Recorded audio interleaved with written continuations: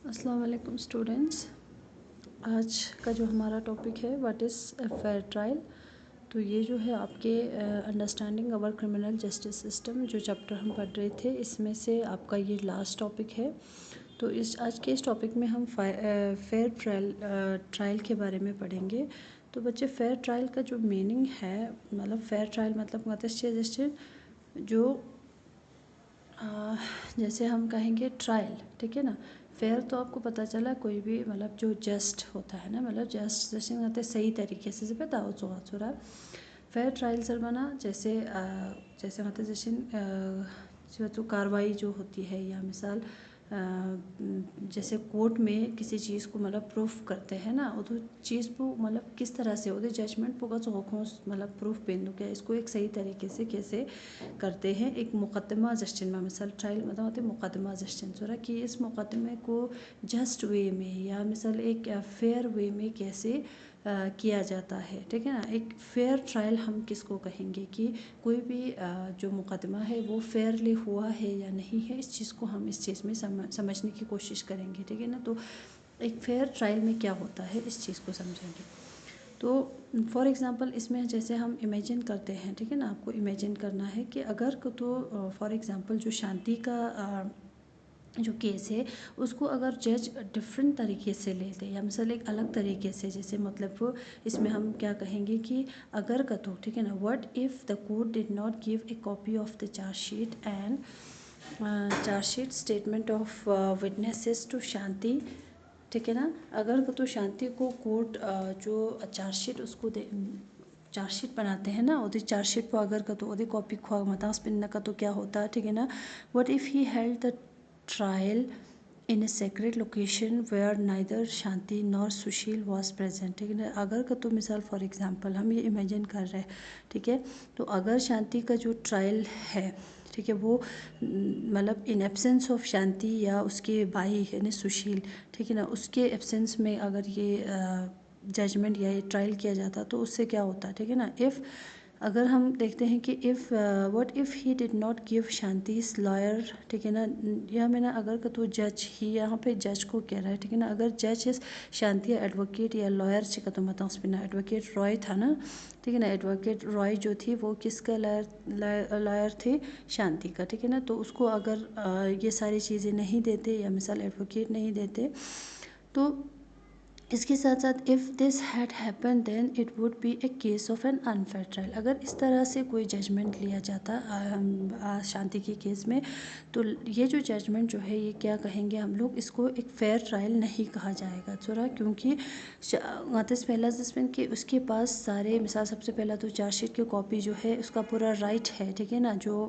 Accused है जैसे शांति उसको भी मिलनी चाहिए, ठीक है। उसके साथ साथ उसको मतलब गवर्नमेंट हमारे कॉन्स्टिट्यूशन में ये बताया गया है कि इसको मिसाल अगर कोई ये चीज़ मतलब लॉयर को अफोर्ड नहीं कर सकता तो गवर्नमेंट उसको दे देती है, ठीक है ना।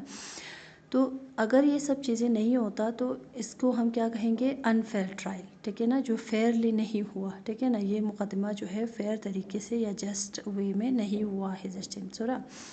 तो this is because for a fair trial several different procedures have to be observe, क्योंकि ये इसलिए हम इसको अनफेयर कहेंगे क्योंकि इसमें बहुत सारे प्रोसीजर्स होती है, डिफरेंट सेवरल प्रोसीजर्स होते हैं कोई भी फेयर ट्रायल में, ठीक है ना। जैसे हमारे आर्टिकल 21 में ये कहा गया है इस तरह से, ठीक है ना। आर्टिकल 21 में ये कहा गया है कि 21 of the constitution that guarantees the right to life, ठीक है ना। कि राइट टू लाइफ जो है ना ये दिन ब दिन मतलब टाइम टू टाइम एक्सपेंड होते जाते हैं, ठीक है। तो राइट टू लाइफ में भी ये चीज़ें हैं कि दैट ए पर्सनस लाइफ और liberty can be taken away only by following reasonable and just legal procedures, ठीक है।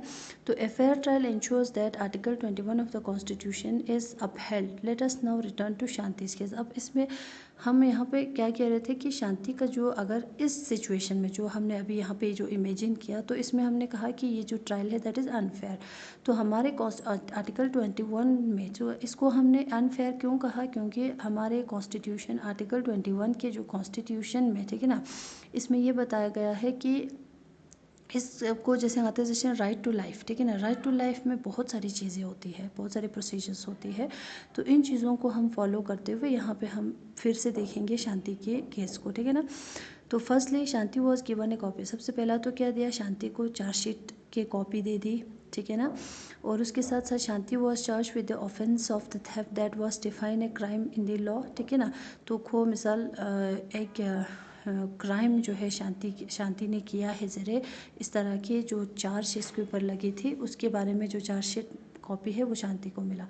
द ट्रायल वॉज हेल्ड इन, एक दूसरी चीज़ ट्रायल जो है ओपन कोर्ट में हुआ, पब्लिक व्यू में हुआ, मतलब जहाँ पे एक्यूज के लोग भी थे या बाकी जिन्होंने जैसे मिसेस शिंदे है वो सारे लोग थे, बहुत सारे लोगों के सामने हुआ है, ठीक है ना।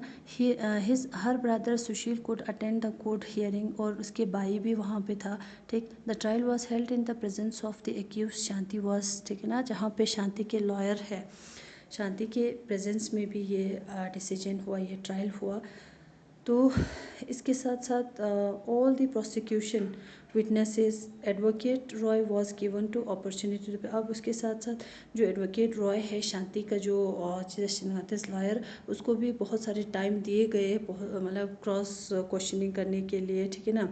तो जो शांति के मतलब बिहाफ में बहुत सारे विटनेसेस कोर्ट के सामने रखने के लिए उनको भी बहुत ज़्यादा टाइम दिया गया। तो ऑल दो the police file A case of the theft against Shanti, the जज अज्यूम, ठीक है ना, हर टू बी इनोसेंट। अब लास्ट में जो इल्ज़ाम शांति के ऊपर लगे थे वो क्या क्या किया गया, जज ने ये क्या एज्यूम किया, जज ने क्या डिसाइड किया कि शांति वॉज इनोसेंट, ठीक है ना। ये इसलिए किया गया क्योंकि हर चीज़ फेयर तरीके से हुआ, क्योंकि शांति ने चोरी तो नहीं की थी, मुकुल बस पिंदे चोरी माबा न तो लास्ट में वो एक इनोसेंट साबित हुआ। ये सब किसकी वजह से हुआ, एक फेयर ट्रायल होने की वजह से। अगर का तो फेयर ट्रायल नहीं होता, जो हमने पहले इमेजिन किया, अगर इस तरह से होता तो शांति को शायद ही उसको मतलब जजमेंट जो है सही नहीं मिलता, या वो मिसाल जैसे, ठीक है ना, उसको इनोसेंट जो है साबित नहीं हो पाती वो, ठीक है ना। तो ये सब चीज़ें अगर शांति का जो ट्रायल हुआ, ठीक है ना, शांति के बारे में या शांति के केस के बारे में जो ट्रायल हुआ वो बिल्कुल ही क्या हुआ, जैसे एक फेयर ट्रायल, ठीक है ना। तो it was the responsibility of the prosecution to prove beyond reasonable doubt that the Shanti was guilty. In this case the prosecution failed to do so, ठीक है। तो इन सिग्निफिकेंट दैट द जज decide the matter only on the base. अब इसकी वजह से क्या होता है कि जज जो है कैसे शांति को मतलब केस को डिसाइड करते हैं, जजमेंट देती है on the base of evidence before the court. Court के सामने जो भी डिसीजन होगा, द जज did not jump to the conclusion that Shanti was theft, ठीक है ना।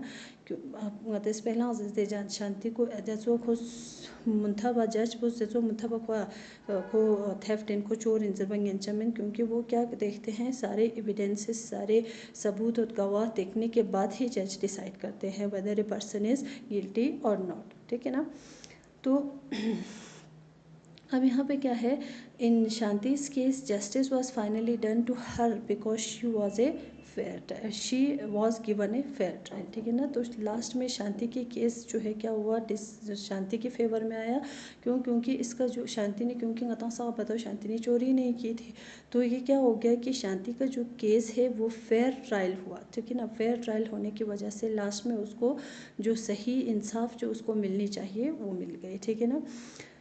तो the constitution and the law both states that all the person that we have discussed in this chapter should carry out their role in proper manner, ठीक है ना। तो ये सारी चीज़ें रोल तो आपको पहले से पता है, ठीक है। तो यहाँ पे हमने क्या कहा कि all the process written in the hold in page करना है, आपको सिर्फ यहाँ तक देखना है। तो यहाँ पे आपको समझ में आ गया कि फेयर ट्रायल क्या होती है, ठीक है।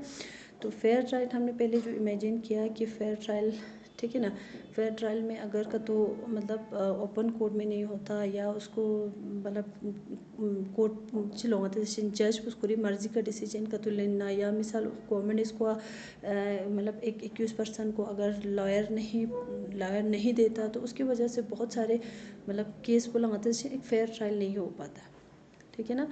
तो शांति का जो केस हमने देखा ये एक फेयर ट्रायल था, ठीक है।